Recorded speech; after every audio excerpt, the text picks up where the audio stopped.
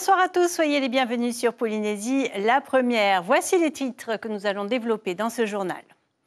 21 kilos d'ice saisis à bord d'un paquebot en escale à Raiatea. Un Polynésien de 27 ans transportait la drogue dans ses valises. Une enquête est ouverte pour trafic de stupéfiants. La TVA sociale, toujours au cœur des discussions entre le gouvernement et les partenaires sociaux. 3 syndicats réclament le retrait de cette taxe rebaptisée taxe CPS. Pourquoi ce choix du gouvernement? Quels produits seront concernés par ce nouvel impôt? Natacha Silagi décryptera pour nous la mise en place de cette contribution pour la solidarité. Te Ahupu'o 2024, les Jeux Olympiques fascinent les 26 élèves d'une école de Papeete. Grâce à leur classe découverte, l'ouest de la presqu'île n'aura plus de secret pour eux. Enfin, ne manquez pas le premier volet de notre série sur le 31e marathon Polynésie, la première Tahiti Kado Va'a. À l'honneur ce soir, les rameuses du club Ihilani. C'est une saisie historique de méthamphétamine. 21 kilos dans les bagages d'une mule qui voyageait à bord d'un bateau de croisière en escale à Raiatea.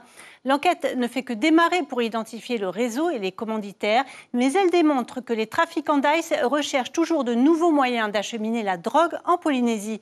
Lucille Guichet-Tirao, Patita Savea. C'est à la descente de ce paquebot en provenance des États-Unis qu'un Polynésien de 27 ans est appréhendé à son arrivée à Raiatea jeudi dernier. Dans son bagage, 4,6 kg de méthamphétamine. Dans sa cabine, les enquêteurs saisissent 17 kilos supplémentaires. La répression est nécessaire, bien évidemment, surtout pour les trafiquants. Mais il faut s'attacher à lutter contre la demande. Donc pourquoi, la question qu'il faut se poser, c'est pourquoi, ici, en Polynésie française, destination prisée par de nombreuses personnes, pourquoi on consomme autant d'ice? La mule présumée, inconnue jusqu'alors des services judiciaires, a été déférée ce matin. Une enquête est ouverte pour trafic de stupéfiants. Elle doit identifier le réseau et les commanditaires. C'est historique d'une saisie de 21 kilos d'ice en une fois. On se souvient qu'il y a eu d'autres affaires, comme l'a rappelé le procureur, les affaires Kiki Love et compagnie, où on a atteint une trentaine de kilos, mais en plusieurs fois. Mais cette fois-ci, c'est en une seule fois. Les bénéfices de ce trafic sont évalués à plusieurs milliards de francs. La justice estime que 100 kilos d'ice sont importés en Polynésie chaque année, dont une partie passe à travers les mailles des enquêteurs. La TVA sociale sera-t-elle mise en place comme prévu le 1er avril? Ce matin, patronat, syndicats et gouvernement ont échangé pendant plus de 2 heures. Mais même les syndicats sont divisés. La CSTPFO et la CSIP se positionnent avec le patronat pour le maintien de la taxe.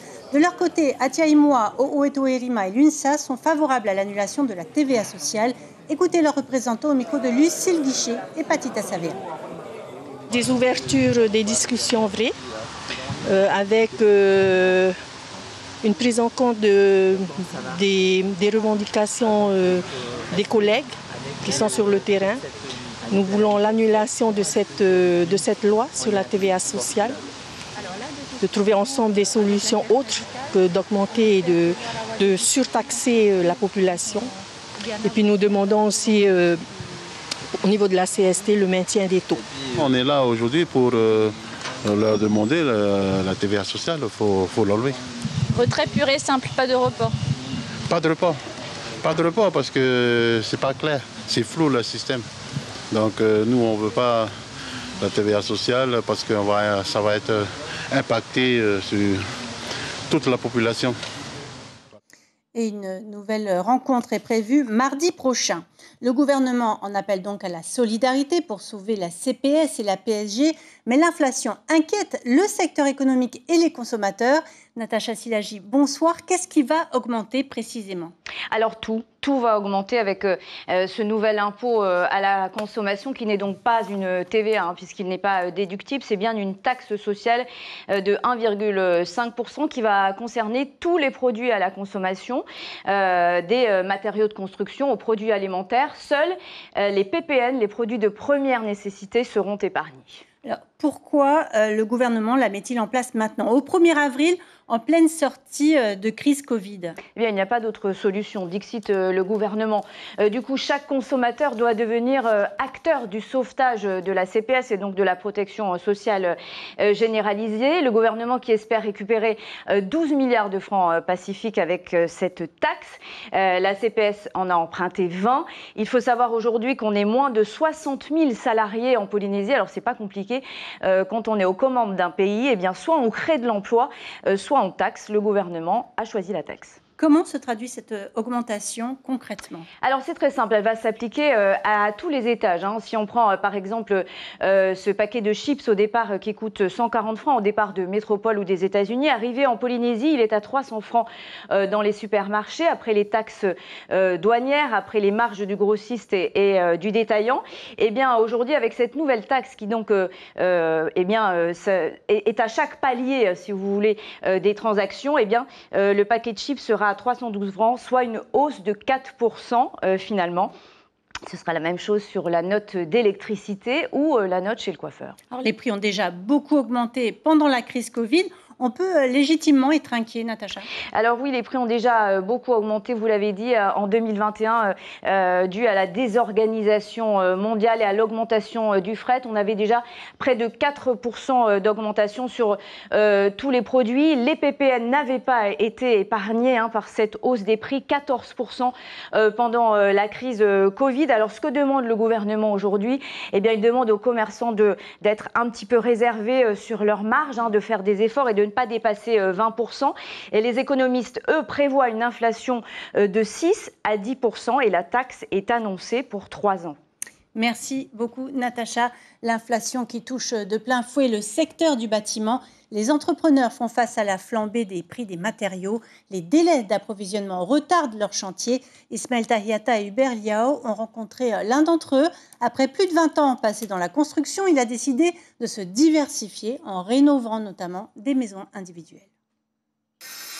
Ici, la nature a repris ses droits, sauf sur cette petite partie du terrain de 160 mètres carrés. Difficile de croire qu'avec toute cette végétation, une villa est en construction. 3 chambres, 3 salles d'eau, une mezzanine, une terrasse, un bungalow à part et bientôt une piscine. Mais voilà, les travaux accusent 2 mois de retard. Un retard qui ne dépend pas de l'entrepreneur. Pénurie de matériaux, délai d'approvisionnement et bien évidemment augmentation des prix que personne ne maîtrise à l'heure d'aujourd'hui et surtout pas nos fournisseurs. Tout a augmenté. En 2 ans, le prix du transport maritime a été multiplié par 5, puis par 10. Le prix des matières premières, ciment, parpaing et bois a augmenté de 15%. Pire, celui de l'aluminium ou de la ferraille a dépassé les 40%. Des pertes que Laurent ne peut supporter seul. Pas attendre la finalité pour annoncer ça aux clients qui se retrouvent donc pénalisés. Non, annoncer aux clients dès le départ de la signature du contrat de construction qu'il risque d'y avoir des augmentations de prix dues à toute cette augmentation sur les matériaux. Malheureusement, c'est le client. C'est pas l'entreprise qui va prendre ça en charge. Dernier chantier pour Laurent dans la construction. Pour éviter de fermer sa société, il est obligé de se reconvertir. Je resterai dans le secteur du bâtiment et de la construction, mais uniquement en rénovation. Ce qui me permettra de faire de la rénovation en temps réel avec la marchandise actuelle et avec les prix actuels. La rénovation, mais pas seulement. Ici, sur la promenade de Mutouta, sa société s'est occupée du revêtement au sol. Quand il pleut, par exemple, l'eau passe à travers.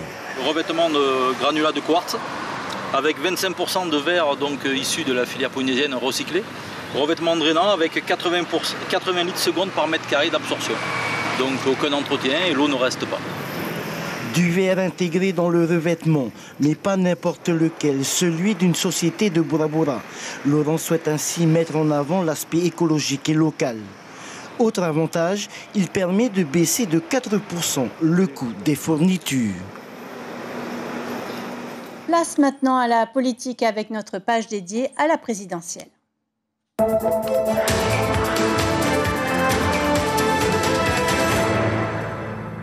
Cet après-midi sur Polynésie, la première radio, vous avez pu suivre le 4e débat consacré à l'élection en Reo Tahiti. Je rappelle que le premier tour de la présidentielle est prévu le 9 avril en Polynésie. Tita Wadoum recevait Maïré Bob Dupont qui soutient Jean-Luc Mélenchon, Tauhiti Nena pour Éric Zemmour et enfin Marcel Touihani choisi par Valérie Pécresse. Valérie Pécresse qui a justement présenté son programme pour les Outre-mer à son QG parisien. La candidate soutenue par les Républicains promet de lancer une grande enquête en Polynésie française sur les essais nucléaires pour réévaluer l'enveloppe de compensation. Les essais nucléaires, point noir selon elle du bilan de Jacques Chirac. Écoutez-la. Je crois qu'on ne peut absolument pas résumer l'héritage ultramarin de Jacques Chirac à cette décision qui malheureusement était une décision, et vous le savez, une décision qui était indispensable pour que notre dissuasion puisse se passer des essais. Et donc cette décision, je ne pense pas qu'il l'ait prise de gaieté de cœur. Mais il a fait une enveloppe de compensation. Et aujourd'hui, ce que je souhaite, c'est que cette enveloppe de compensation puisse être revue et révisée au vu de cette grande étude épidémiologique. Donc vous voyez, je vais jusqu'au bout de, j'allais dire, la responsabilité de l'État français sur cette question. Et notez que demain soir, après le journal télévisé, vous pourrez entendre les soutiens polynésiens des différents candidats lors du débat télévisé en tahitien présenté par Heyalta Buluk.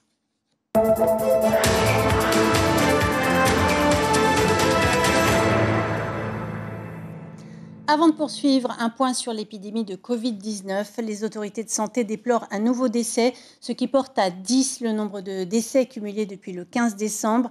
5 hospitalisations pour Covid aigu sont toujours en cours. Allez, direction Tayarapu Ouest avec les enfants de l'école Taimoana. 26 élèves effectuent une sortie pédagogique autour du site de la passe de Have-Air. En toile de fond, bien sûr, l'épreuve de surf des Jeux Olympiques prévue à Te Ahupu'o en 2024. Visite côté mer, mais aussi côté montagne. Te Ahupu'o abrite de magnifiques vallées. Chiquita Teivadaruzes et Jérôme Lee. Ils ont entre 10 et 11 ans. Une excursion de 3 jours au bout de la petite Tahiti, c'était inespéré pour ces enfants de l'école Taimoana. Ils vont découvrir ici la faune et la flore de Te Ahupu'o. On va découvrir la nature. Qu'est-ce que tu as dans ton sac? Casse-croûte, magot, et puis mon petit goûter. Te Ahupu'o 2024, c'est pas non plus que le surf. Donc là, on va plutôt découvrir ce que c'est, ce site olympique. Et du coup, là, on va aller en rando pour découvrir la nature parce qu'en fait, c'est quand même des citadins, c'est des enfants de papeete de quartier. Donc, on n'a pas l'habitude d'être entourés de nature, plutôt de murs. Et c'est parti pour 3 heures de marche tranquille, direction la vallée de Peva-Levi. L'entrée se situe au PK0. Peva-Levi, c'est notre guide. Et la visite de ces terres réserve bien des surprises, à commencer par les bassins d'élevage de crevettes où une petite pause pédagogique s'impose. La crevette, elle a besoin d'un peu de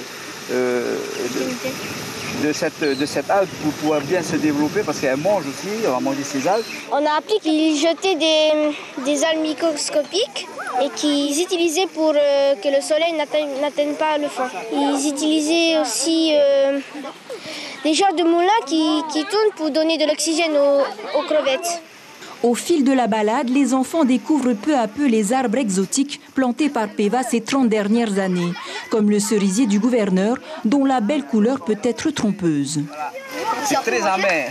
Si on peut manger. Le marronnier d'Inde, et à l'intérieur, tu as des petites noix. Et là, si tu peux manger comme ça, ou tu peux faire frire ou bouillir, c'est comme du mappé. C'est comme des cacahuètes.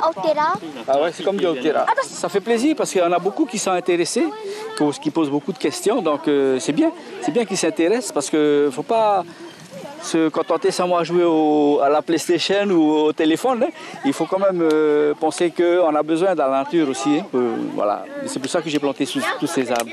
Un parcours pédagogique qui sera assurément retravaillé en classe. Je pense qu'on va essayer de faire un montage vidéo pour après partager avec le maximum de personnes possible pour qu'ils se rendent compte justement que Te Ahupu'o, c'est pas juste le surf, qu'il y a vraiment autre chose. Là, cette grande vallée du coup qu'on va découvrir.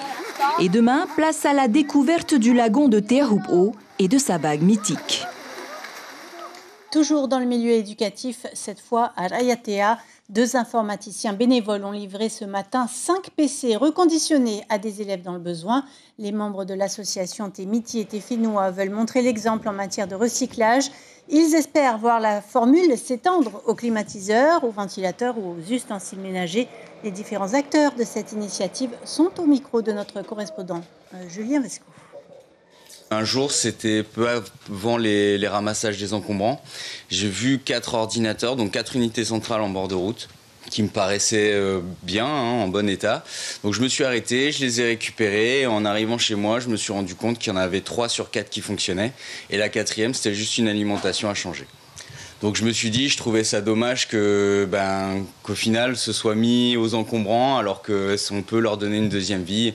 Il suffit juste de checker le matos et puis faire un formatage, réinstaller un Windows et on peut le donner à des personnes qui en ont besoin. Nous, on avait un vieil ordinateur, mais bon, il est trop vieux et trop obsolète maintenant. Donc moi, ça me fait carrément plaisir parce que comme ça, je pourrais aussi travailler à la maison. Surtout qu'en STMG, on travaille beaucoup sur les fichiers Excel et tout ce qui est Word pour faire les lettres de motivation. Nous leur cédons le matériel informatique, mais ça peut être des composants, hein, pas des ordinateurs qui sont plus utilisables, obsolètes, qu'ils reconditionnent pour faire des ordinateurs utilisables et que nous redistribuons ensuite à nos élèves qui, on va dire, ont quelques difficultés pour obtenir ce genre de matériel, alors qu'on sait que de nos jours, la scolarité est bien basée sur le numérique.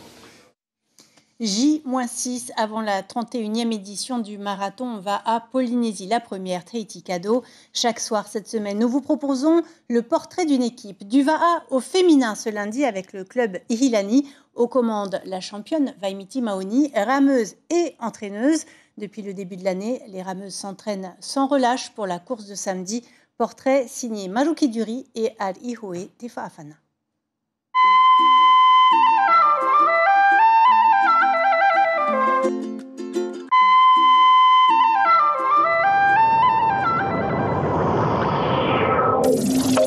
C'est un des plus anciens clubs de Va'a de Tahiti, créé en 1980 par la famille Wong. Aujourd'hui, l'équipe féminine de Ihilani fait partie des plus dynamiques du Fénois. Tout a commencé il y a plus d'un mois maintenant. Les filles, elles étaient très motivées et c'est leur motivation en fait qui me pousse à aller plus loin. Chaque matin, une vingtaine de filles sont présentes pour les séances de physique. Elles alternent crossfit et musculation. Allez, 300 cales. Allez, on finit. Repousser les limites du corps pour être prête le jour J, rien n'est laissé au hasard. Depuis le mois de janvier, fin janvier, on a commencé à venir avec Manu, accompagné de Larry. Et dans toutes les semaines, les filles sont là. Elles sont assez nombreuses puisqu'elles tournent, je pense, à deux pilotes. Elles sont 12. Et le fait qu'elles soient là, ça met du peps un peu aux séances de CrossFit que nous menons tous les matins. Chaque fin d'après-midi, quasiment 4 V6 sont alignés durant les entraînements. Au Fareva de Pirée, Vaimiti établit les formations pour tenter de trouver la meilleure formule. Ça fait vraiment plaisir de voir autant de filles réunies comme ça. Merci encore à toutes d'être là. Sur un tout nouvel outil, la Matahina, elle ne vise rien d'autre que la victoire. Ça fait depuis un moment déjà qu'on rêvait d'une Matahina. Là, c'est un rêve qui s'est concrétisé, on va dire. Les sensations, la cohésion, le rythme, durant les séances de rame, plusieurs paramètres sont ajustés. On prend bien. Sur la pirogue, Vaimiti, positionné en Fahoro, ressent les moindres détails. Au fil des sorties, l'harmonie doit être trouvée pour une glisse efficiente. Il faut dire que quand tu as une championne comme coach, tu peux que être motivé pour qu'elle soit contente de toi, quoi. On dit, on sent bien le tahoe, elles s'entendent bien. À chaque fois, à chaque séance, c'est des nouvelles bases, c'est sain, quoi. Pire est Mahina Taone. Sur ce parcours classique entre lagon et haute mer, chaque jour, les femmes de Ihilani entretiennent leur cohésion. Cette saison, de jeunes rameuses sont venues compléter l'effectif en vue de la prochaine course. J'ai jamais fait la Polynésie première, du coup c'est une première pour moi et ouais, ça fait, on acquiert de l'expérience, quoi. On a un super groupe, un groupe très soudé et puis j'aimerais remercier toutes les filles pour leur assiduité, leur sérieux. Un sérieux qui devrait porter ses fruits. Samedi, chez les dames, Ihilani fera office de favori. L'information principale de cette édition, c'est cette saisie record de méthamphétamine à bord d'un paquebot en transit à Raiatea. 21 kilos d'ice dans les valises d'un croisiériste polynésien de 27 ans en provenance des États-Unis. Une enquête est ouverte pour trafic de stupéfiants. La valeur marchande de cette quantité d'ice est évaluée à plus de 5 milliards de francs pacifiques. La TVA sociale également au cœur de l'actualité. Dimitri Pitoev, secrétaire général adjoint du syndicat Atiaïmoa, sera l'invité café de la matinale radio demain. Ibrahim Ahmedazi reviendra avec lui sur la rencontre tripartite de ce matin. À la une de la presse demain, justement, la dépêche de Tahiti titre TVA sociale, le pays va revoir sa copie. Et Tahiti Info, la TVA sociale ramenée à 1%. Au programme de votre soirée sur la première 911 Lone Star, puis le débat de la présidentielle en tahitien présenté par Tita Wadoum, enregistré cet après-midi en radiovision. Ainsi s'achève cette édition. Merci de l'avoir suivi. On se quitte sur ces images de l'équipe féminine du club Ihilani Va'a, tournée par Maruki Duri et Arihoe Tefa Afana. Belle soirée à vous sur nos antennes et à demain.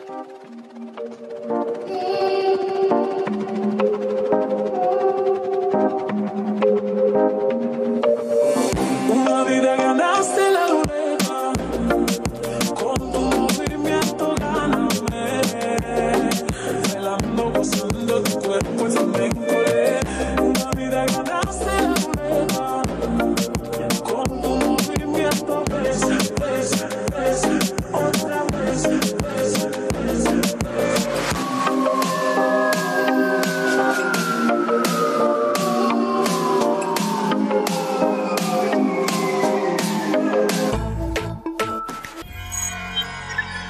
Retrouvez ce programme en replay sur notre site internet.